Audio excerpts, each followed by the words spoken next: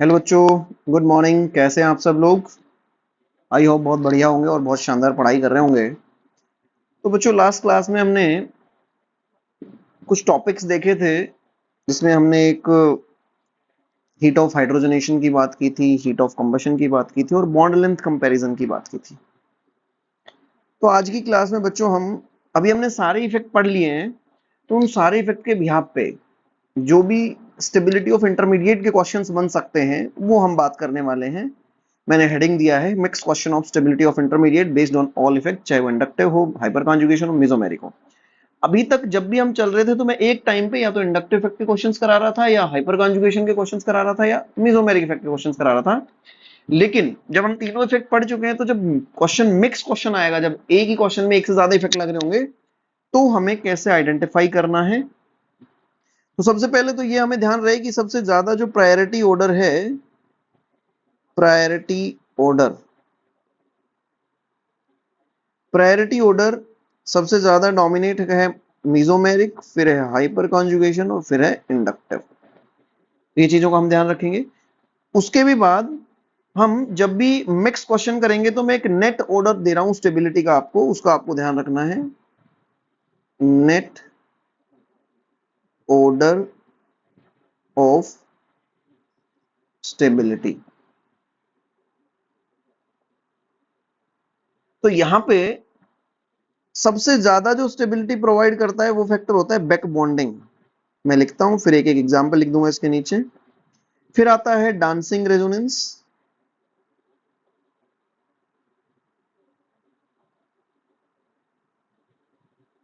फिर आता है एरोमेटिसिटी,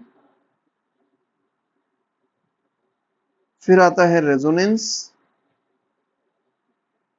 फिर आता है हाइपर कॉन्जुगेशन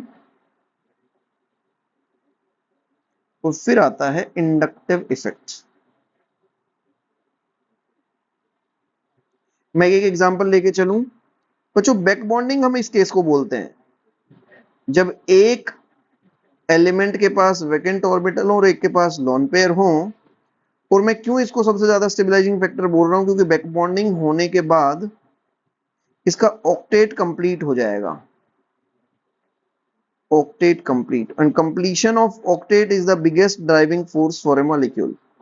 डांसिंग रेजोनेंस की यदि हम बात करें तो उसमें भी भले ही डांसिंग रेजोनेंस जब हो रहा था तो एंगल स्ट्रेन तो कम हो जा रहा था, लेकिन ऑक्टेट पहले भी इनकम्प्लीट था, बाद में भी इनकम्प्लीट था। इस तरह से एरोमेटिसिटी में भी सेम केस था, ऑक्टेट कंप्लीट नहीं हो रहा था। फिर रेजोनेंस,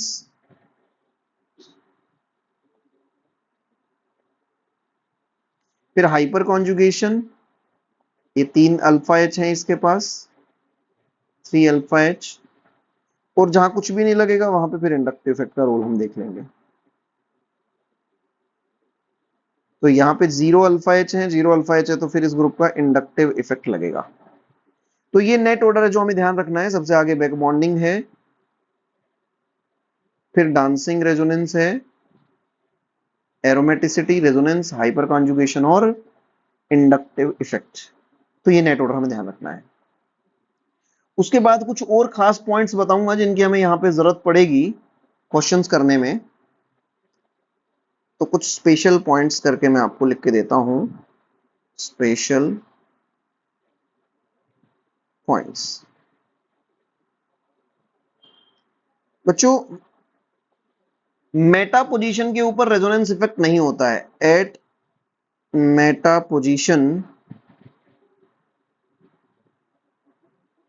रेजोनेंस इफेक्ट नहीं होता है, रेजोनेंस जीरो होता है, रेजोनेंस जीरो। वहां पे सिर्फ एक इफेक्ट होता है, there is only one effect, there is only one effect, that is inductive effect. क्योंकि हमने देखा था जब हमने एक बार बेंजीन रिंग के साथ प्लस एम ग्रुप जोड़ा था और एक बार माइनस एम ग्रुप जोड़ा था, तो जो चार्ज क्रिएट हुए थे या तो ऑर्थो पैरा पे ही चार्ज क्रिएट हो रहे थे, मेटा पे कभी भी कोई चार्ज क्रिएट नहीं हुआ था। तो उससे मैं कंक्लूड कर सकता हूं कि मेटा पोजीशन पे कोई भी रेजोनेंस नहीं होता है ना, रेजोनेंस भी जीरो होता है, हाइपर कॉन्जुगेशन भी जीरो होता है, वहां पे सिर्फ एक इफेक्ट होगा, इंडक्टिव।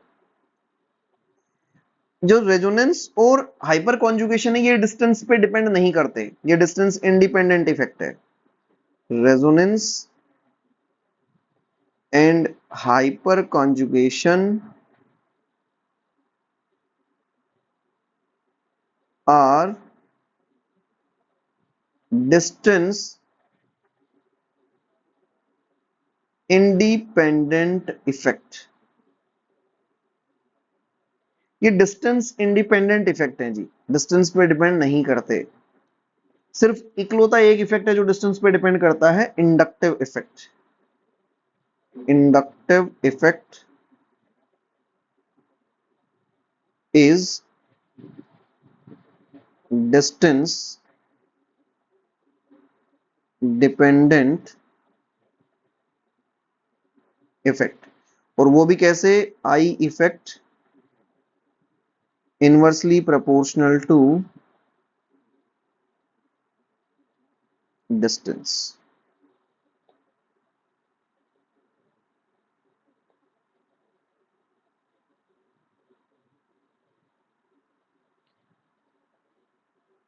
ठीक है बच्चों, एक हेलोजेंस का स्पेशल केस होता है, in case of halogens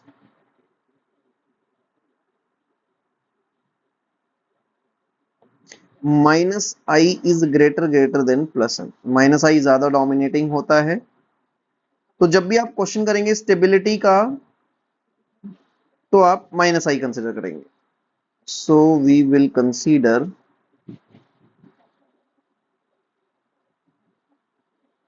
minus I effect of halogen. Fine.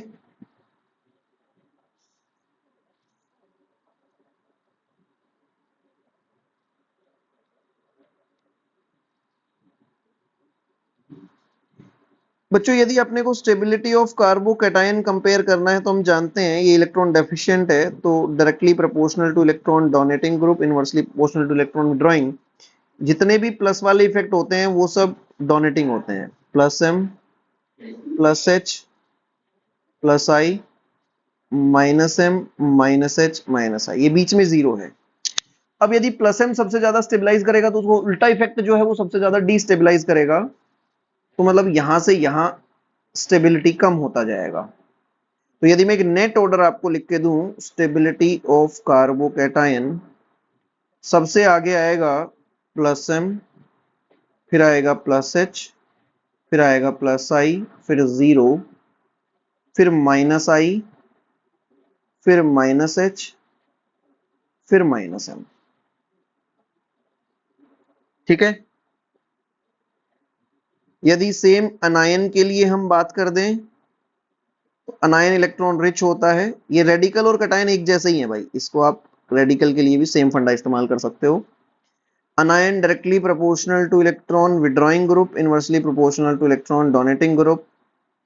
तो इस बार ऊपर आ जाएंगे minus M minus H minus I plus M plus H plus I, और यहां से यहां ये डिक्रीज होता जाएगा। तो ये एक नेट ऑर्डर हम लिखें स्टेबिलिटी ऑफ कार्बन आयन का, तो minus M minus H minus I zero plus I plus H plus M. अब क्वेश्चन शुरू करते हैं बच्चों। सबसे ज्यादा जो क्वेश्चन आते हैं वो बेंजीन नुमा स्ट्रक्चर आते हैं, benzenoid structures. Compare stability of following intermediates, compare stability of following intermediates. तो बेंजीनॉइड स्ट्रक्चर में दो केसेस बनेंगे, एक बार ग्रुप सेम रखा जाएगा और पोजीशन चेंज कर दी जाएगी, और एक बार पोजीशन सेम रखी जाएगी, ग्रुप चेंज कर दिया जाएगा।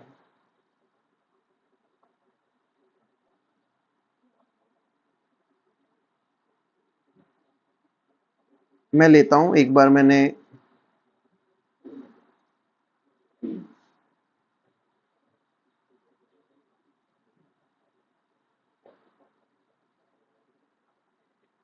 यहां पे ऑर्थो पे OH जोड़ा,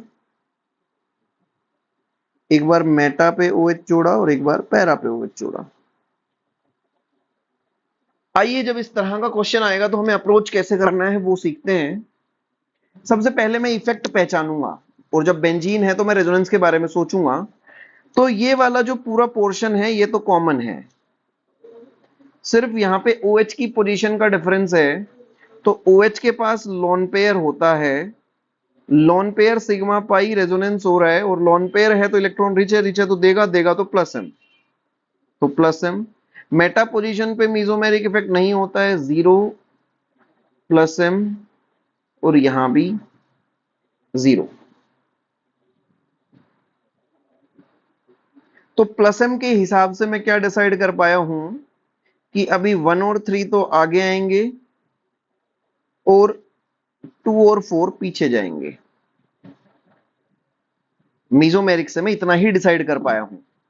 अब पूरी तरह से क्वेश्चन तो नहीं हुआ है, तो फिर मुझे दूसरे इफेक्ट की मदद लेनी पड़ेगी। मुझे 1-3 में यदि डिसाइड करना है तो इन दोनों में सिर्फ डिस्टेंस का डिफरेंस है, तो मुझे एक ऐसे इफेक्ट की मदद लेनी पड़ेगी जो डिस्टेंस पे डिपेंड करता हो। किस पे डिपेंड करता हो? डिस्टेंस पे। तो इकलौता एक ही इफेक्ट है हमारे पास जो डिस्टेंस पे डिपेंड करता है, दैट इज इंडक्टिव इफेक्ट। तो यहां पे OH का माइनस आई, यहां पे डिस्टेंस कम है तो माइनस आई ज्यादा है, और यहां डिस्टेंस ज्यादा है तो माइनस आई कम है। अब हम बात करें stability of cation, directly proportional to plus I, inversely proportional to minus I. तो यहां पे ये जितना ज्यादा होगा ये उतना कम होगा। अच्छा, मीजो यहां पे माइनस आई इफेक्ट तो होता है, मेटा पोजीशन पे भी माइनस आई तो होगा। तो 1-3 में तो भाई आ गया, 3 आगे। अब 2 और 4 में भी आप डिसाइड कर सकते हो।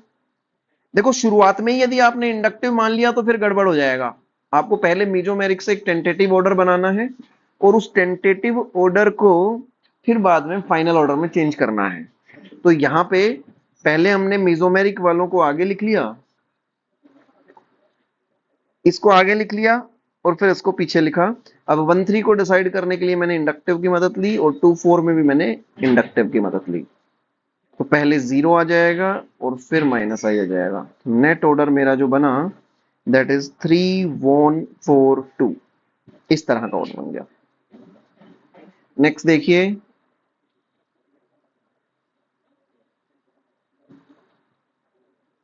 इसी श्रृंखला में और क्वेश्चन करते हैं।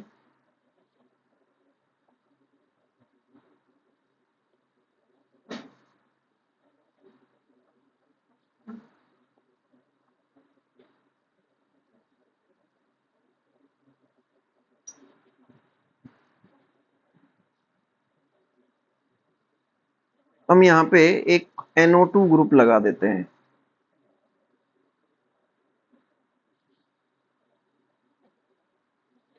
तो सबसे पहले इफेक्ट पहचानेंगे बच्चों। NO2 जो है ये रेजोनेंस तो हो रहा है, पोलर पाई बॉन्ड है तो partial positive partial negative. Positive है तो इलेक्ट्रॉन डेफिशिएंट, डेफिशिएंट है तो खींचेगा, खींचेगा तो माइनस एम।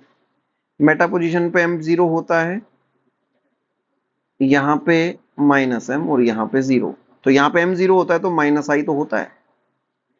तो अभी एक टेंटेटिव ऑर्डर मेरे पास आया, कैटायन है, stability of cation directly proportional to plus M plus H plus I, inversely proportional to minus M minus H minus I. तो जितना सबसे पहले कौन आ रहा है इसमें? 0। तो पहले तो आ जाएगा फोर्थ, फिर सेकंड। 1-3 में अभी डिसाइड नहीं कर पाए, 1-3 में माइनस एम कॉमन है, लेकिन कुछ तो डिफरेंस है मॉलिक्यूल में। NO2 ग्रुप की पोजीशन का डिफरेंस है, और पोजीशन का डिफरेंस है, इसका मतलब यहां पे क्या होगा, फिर मुझे एक ऐसे इफेक्ट पे जाना पड़ेगा जो डिस्टेंस पे डिपेंड करता हो। कौन होता है? Inductive effect. तो यहाँ पे माइनस आई ज्यादा, डिस्टेंस कम है, यहाँ पे माइनस आई कम। और माइनस आई इनवर्सली प्रोपोर्शनल है, तो जितना कम होगा माइनस आई उतना स्टेबिलिटी ज्यादा होगा। तो ऑर्डर बन जाएगा 4 2 3 1। तो ये एक बार हमने एक इलेक्ट्रॉन देने वाला ग्रुप जोड़ा, एक बार इलेक्ट्रॉन खींचने वाला ग्रुप जोड़ा। Getting my point? अब इसी में नेक्स्ट केस देखो बच्चों।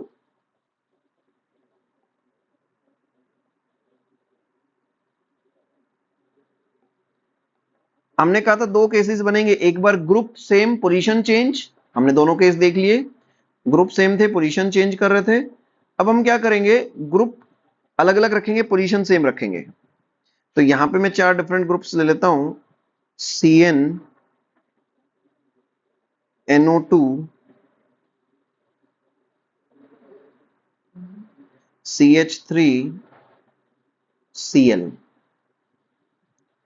तो CN का इफेक्ट लगेगा भाई यहां पे -m, पोलर पाई बॉन्ड है। ये भी पोलर पाई बॉन्ड है, -m। मिथाइल का CH सिग्मा बॉन्ड है, sp2 हाइब्रिडाइज हाथ के कॉन्जुगेशन में, तो +H। ये भी एक पॉइंट आप ध्यान रख सकते हो बच्चों, जब भी एल्काइल ग्रुप बेंजीन रिंग के साथ जुड़ा हो तो उसका +H इफेक्ट हमें कंसीडर करना है। और ये -I। कैटायन है, कैटायन है तो सबसे आगे आएगा 3, फिर 4, 1 2 में -m कॉमन है, ग्रुप तो अलग अलग है। तो -m किसका ज्यादा होता है? जो -I का ऑर्डर है वही -m का ऑर्डर है। तो ANCl का नाइट्रो पहले आता है, फिर साइनो, -m का ज्यादा, NO2 और ये कम। तो जिसका -m कम होगा उसकी स्टेबिलिटी ज्यादा होगी। तो 3 4 1 2। तो ये दूसरा केस बच्चों हमने देखा कि जब ग्रुप सेम है, ग्रुप सेम है, पोजीशंस चेंज कर दी। नेक्स्ट केस देखिए,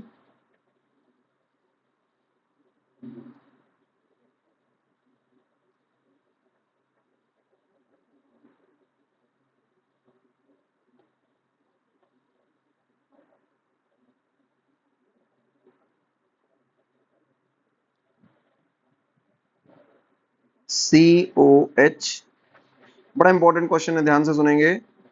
CONHR NHR NHCOR। भाई CO पोलर पाई बॉन्ड है, -m, पोलर पाई बॉन्ड है -m। यहां पे CONHR ये भी पोलर पाई बॉन्ड है, -m। नाइट्रोजन के पास लॉन पेयर है NHR में, लॉन पेयर है तो +m। और NHCOR में भी जो डायरेक्ट ग्रुप बेंजीन से जुड़ा है उस पे हमें देखना होता है, जो ग्रुप डायरेक्ट बेंजीन रिंग से जुड़ा होता है उस पे ही हमें चेक करना होता है। तो यहां पे डायरेक्ट बेंजीन के साथ कौन जुड़ा हुआ है? NH। तो यहां पे लॉन पेयर है +m +m। अब बच्चों ये बात तो तय हो गई, कैटायन है, कैटायन है तो 3 4 आगे आएगा, 1 2 पीछे जाएगा। अब पहले 3 4 में तुलना करते हैं किसका +m ज्यादा है। ये जो लॉन पेयर है ये सिर्फ और सिर्फ रिंग के लिए अवेलेबल है। ये लॉन पेयर दो दो जगह रेजोनेंस कर रहा है। तो रिंग को ज्यादा इफेक्टिवली कौन दे पाएगा? जो सिर्फ रिंग के लिए अवेलेबल होगा। तो इसका +m ज्यादा और इसका +m कम। तो 3 ग्रेटर देन 4। -m ये सिर्फ रिंग से खींच रहा है और ये दो दो जगह से खींच रहा है। तो इसकी इलेक्ट्रॉन डेफिशिएंसी कुछ हद तक तो नाइट्रोजन का लॉन पेयर भी कंपनसेट कर देगा। तो रिंग से उतना इफेक्टिवली नहीं खींचेगा। तो -m इसका ज्यादा, इसका कम। और -m इनवर्सली प्रोपोर्शनल होता है, तो पहले आ जाएगा 2 और फिर आ जाएगा 1। तो ऑर्डर बन जाएगा स्टेबिलिटी ऑफ कार्बोकैटायन का 3 4 2 1। समझ गए जी? ये हमने कैटायन के करे, कुछ अनायंस के क्वेश्चन करते हैं बच्चों अभी हम।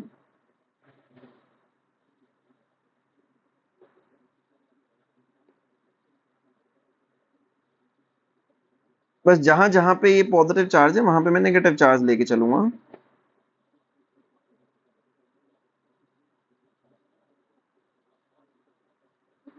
अनायन की स्टेबिलिटी की बात करेंगे।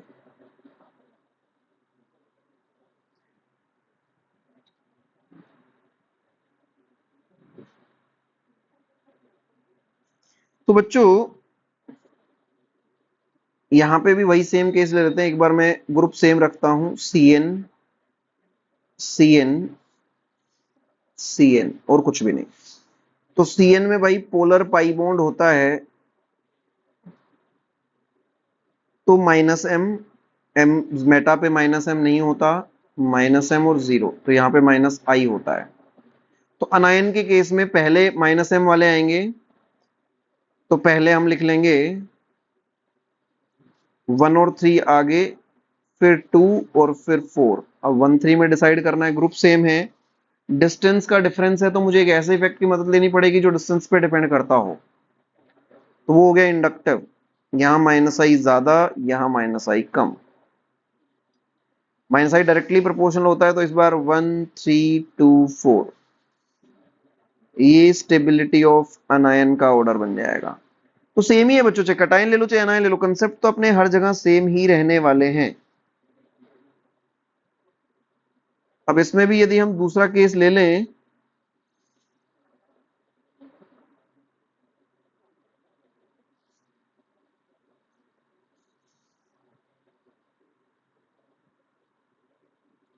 कि पोजीशन सेम रखें और ग्रुप चेंज कर दें, तो एक हमने ले लिया CCl3, एक ले लिया C डबल बॉन्ड OH, एक ले लिया CH3, एक ले लिया Cl। तो CCl3 भाई -H ग्रुप है, ये सिग्मा बॉन्ड के अलोंग खींचता है, polar pi bond -M + H -I। अब सीधा सीधा हमें पता है अनायन की स्टेबिलिटी में सबसे आगे आएगा -M, फिर -H, फिर -I और फिर +H। तो ये बेंजीनॉइड स्ट्रक्चर बेस्ड क्वेश्चन होते हैं, बड़े इंपॉर्टेंट क्वेश्चन होते हैं। इसी में कुछ और चेंजेस लाते हैं।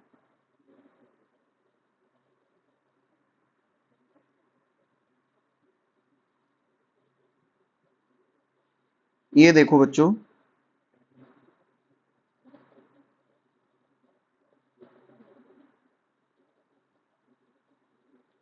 पहले वाले में देखो रेजोनेंस हो रहा है, lone pair sigma pi sigma positive, इसमें भी हो रहा है जी। अच्छा ये बैक बॉन्डिंग कह दो या रेजोनेंस कह दो, back bonding is extended part of resonance. जब लोन पेयर पॉजिटिव के साथ रेजोनेंस कर रहा हो तो उसी को बैक बॉन्डिंग कह देते हैं।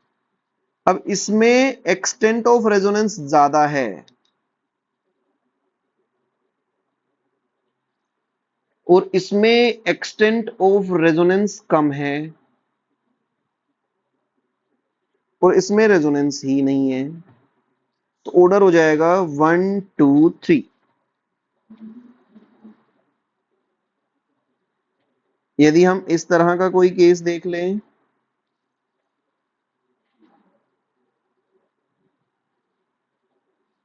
ये 3 अनायन मैंने आपको दिए। पहले वाला है 4 पाई इलेक्ट्रॉन एंटी एरोमेटिक, दूसरा है 6 पाई इलेक्ट्रॉन एरोमेटिक और तीसरा है नॉन एरोमेटिक। हम स्टेबिलिटी ऑर्डर जानते हैं, सबसे ज्यादा स्टेबल एरोमेटिक, फिर नॉन एरोमेटिक, फिर एंटी एरोमेटिक। तो 2 3 1 इज आवर स्टेबिलिटी ऑर्डर। और दो बड़े इंपॉर्टेंट क्वेश्चंस आते हैं बच्चों, एक CF3 पॉजिटिव और एक CCl3 पॉजिटिव। बड़ा इंपॉर्टेंट क्वेश्चन है, ध्यान से समझेंगे। सबसे पहले आप ढूंढें क्या रेजोनेंस हो रहा है, क्या रेजोनेंस हो रहा है। पॉजिटिव सिग्मा फ्लोरीन के पास लोन पेयर है, यस रेजोनेंस या बैक बॉन्डिंग हो रहा है, इसको मैं बैक बॉन्डिंग कह देता हूं।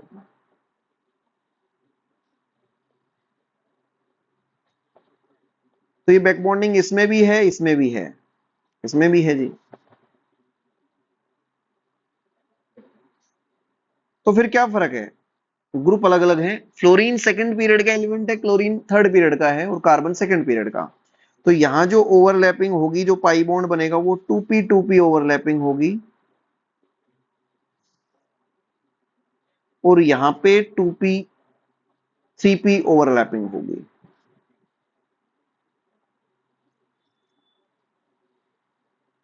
To P three P overlapping.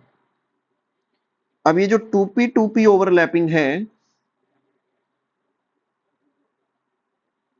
ये ज्यादा स्टेबल है या अच्छी है ना। एक्सटेंट ऑफ ओवरलैपिंग इसका ज्यादा है, good overlapping as compare to 2p 3p। और ओवरलैपिंग जितनी अच्छी उतनी स्टेबिलिटी ज्यादा, तो ये मोर स्टेबल है। तो CF3 पॉजिटिव और CCl3 पॉजिटिव में CF3 positive is more stable.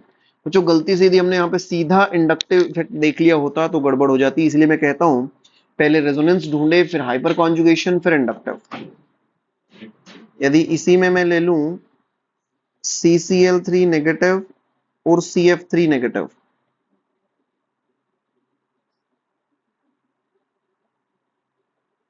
देखिए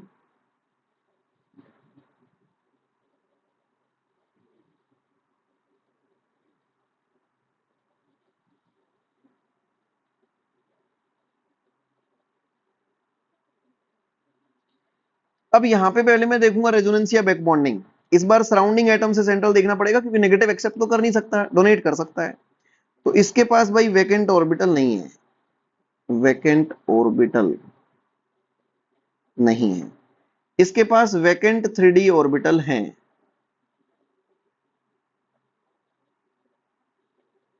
तो मैं बोलूं बैक बॉन्डिंग या रेजोनेंस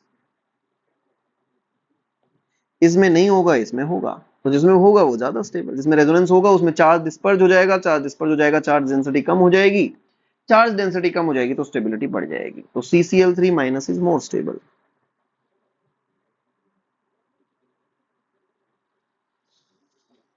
और एग्जांपल देखते हैं बच्चों।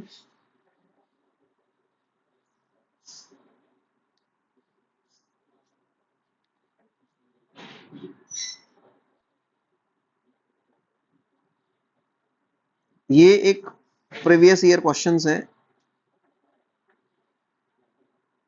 जेई में पूछा हुआ है। ये 4 कार्बोकेटायन आपको गिवन है, बड़ा ध्यान से समझेंगे।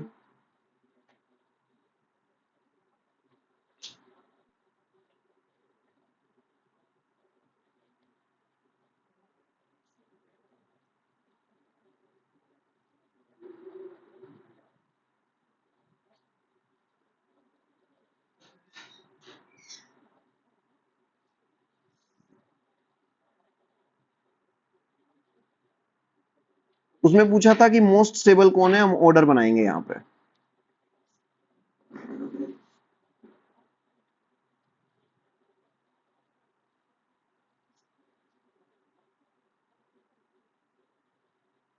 जेई का प्रीवियस ईयर क्वेश्चन है। पहले वाले में यदि मैं बात करूं तो NO2 पॉजिटिव से रेजोनेंस में तो नहीं है, तो ये सिर्फ -I इफेक्ट लगेगा। मैं बात करूं -I ऑफ NO2। सेकंड में भी -I लगेगा, क्योंकि जब भी पॉजिटिव और, भाई ये भी पोलर पाई बॉन्ड ही है, पॉजिटिव और पॉजिटिव रेजोनेंस में होंगे तो यहां पे रेजोनेंस तो नहीं हो पाएगा, दोनों इलेक्ट्रॉन डेफिशिएंट है। थर्ड वाले में देखिए positive sigma pi sigma pi sigma और फिर पाई, तो यहां पे -I लग रहा है इस बार NO2 का, -M, और यहां पे भी -I। तो फोर्थ वाला तो सबसे पीछे, थर्ड वाला सबसे पीछे चला गया। अब इसमें साथ में पॉजिटिव चार्ज रेजोनेंस तो कर रहा है, यहां पे ये एक्सटेंडेड रेजोनेंस है और यहां पे ये क्रॉस रेजोनेंस है। Extended resonance of pi bond, यहां पे cross resonance of pi bonds, और यहां पे no resonance of pi bonds. फैसला हो गया, extended resonance is more stable than cross resonance. तो यहाँ पे 3 तो सबसे पीछे चला गया था, फिर आ जाएगा 4, और 1 और 2 में 1 सबसे ज्यादा स्टेबल, फिर 2, फिर 4, फिर 3। तो ये हमारे पास स्टेबिलिटी ऑर्डर आया बच्चों। एक और ऐसे ही जेई का पीवाईक्यू देखते हैं हम।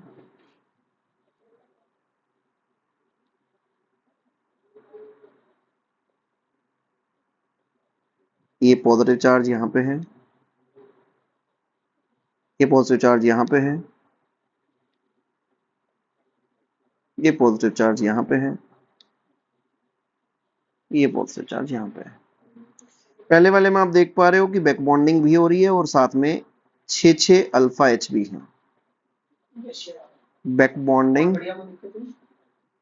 Plus 6 alpha H.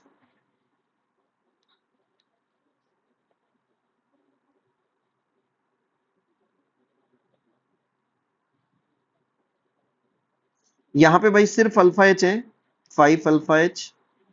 यहाँ पे back bonding plus 3 alpha H, और यहाँ पे 2 अल्फा एच। तो बैक बॉन्डिंग वाला तो ऑब्वियसली ज्यादा स्टेबल होगा, तो 1 3 आगे आएगा, 2 4 पीछे जाएगा, 1 3 में भी 1, फिर 3, फिर 2, फिर 4। सिंपल। ये भी बच्चों जेई का प्रीवियस ईयर क्वेश्चन है। वही कह रहा हूं, यदि सीक्वेंस में आप इफेक्ट पहचान लेंगे तो कोई दिक्कत नहीं आएगी।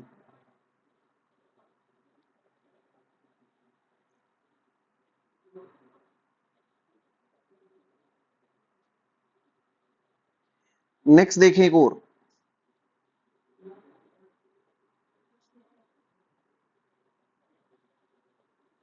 हम हर तरह की पॉसिबिलिटी जो बन सकती है उनकी बात करना चाह रहे हैं।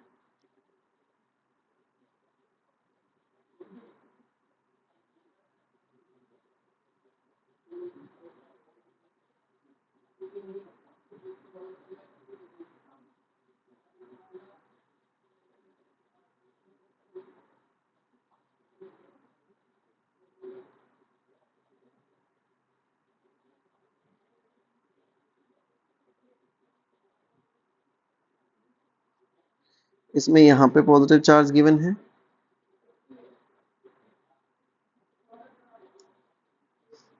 और एक हमें ऐसा दिया है।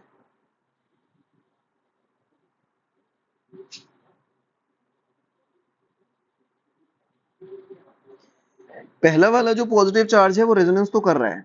पहले हम पाई बॉन्ड का रेजोनेंस देखते हैं। रेजोनेंस है किसका? है पाई बॉन्ड का। दूसरे वाले में नहीं है। तीसरे वाले में साथ में लोन पेयर का भी रेजोनेंस है, lone pair sigma pi sigma positive, तो है lone pair plus pi bond. और चौथे वाले में सिर्फ पाई बॉन्ड। तो ये बात तो तय हो गई कि थर्ड वाला सबसे आगे आ चुका है और सेकंड वाला सबसे पीछे जा चुका है। लड़ाई है 1 और 4 की। 1 और 4 में आप ओईटी देखिए, ओईटी यहां पे दूर है तो इसका माइनस आई कम है, और यहां पे ओईटी पास है तो इसका माइनस आई ज्यादा है। माइनस आई ज्यादा होगा तो स्टेबिलिटी ऑफ कटायन कम होगा, और माइनस आई कम होगा तो स्टेबिलिटी ऑफ कटायन ज्यादा होगा। तो 1 आगे आ जाएगा। 3 1 4 2 will be our answer.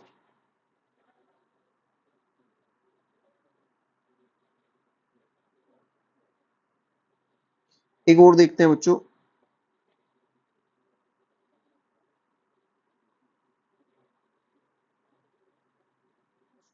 C H negative, C N, C O E T, C H negative, C N, C O C H three, C H negative, C O O E T, C O O E T,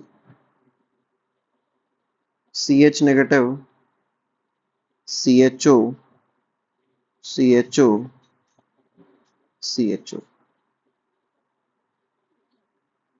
और CH negative, यहाँ पे H नहीं होगा भाई, तीनों bond बन गए हैं, NO2 और NO2। देखिए यदि आप ग्रुप देखेंगे तो ये भी minus M minus M minus M minus M minus M minus M, यहाँ पे तीन तीन माइनस एम और यहाँ पे दो माइनस एम। तो नंबर डोमिनेटिंग ओवर पावर, तो फोर्थ वाला तो सबसे आगे आ गया। तो नंबर यदि मैं दे दूं 1 2 3 4 5, फोर्थ वाला सबसे आगे आ गया। अब बाकी में देखिए NO2 सबसे अच्छा इलेक्ट्रॉन विड्रॉइंग ग्रुप है, तो फिर फिफ्थ आ जाएगा।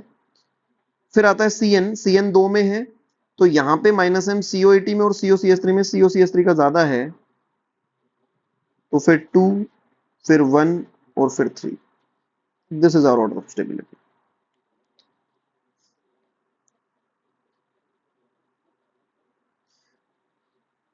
एक बच्चों स्टेबिलिटी ऑफ अल्कीन का क्वेश्चन पूछता हूं।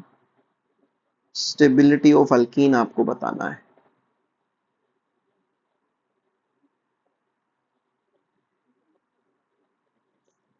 बच्चों तीन तरह की अल्कीन हमारे पास होती है। ये हो गई कॉन्जुगेटेड अल्कीन,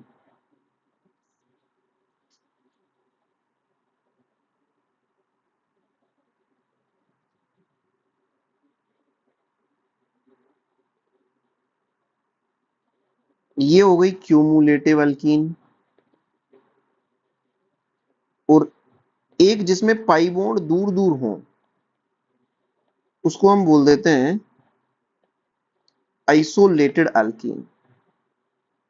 इसको क्यूमुलेटिव,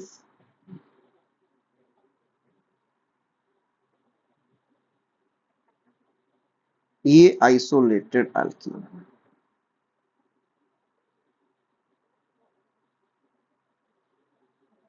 आइसोलेटेड अल्कीन। तो यहां पे पहले वाले में तो भाई रेजोनेंस हो रहा है, दूसरे में रेजोनेंस नहीं हो रहा, तीसरे में भी नहीं हो रहा, तो कॉन्जुगेटेड तो सबसे ज्यादा स्टेबल। बात है 2 और 3 में, तो 2 में कुछ भी नहीं हो रहा है, इसमें कम से कम 2 अल्फा एच है, तो हाइपर कॉन्जुगेशन हो रहा है। तो फिर 3 फिर 2, तो ये आपसे नाम से भी पूछा जा सकता है बच्चों, सबसे ज्यादा स्टेबल कॉन्जुगेटेड, फिर फिर आइसोलेटेड, और फिर क्यूमुलेटिव अल्कीन।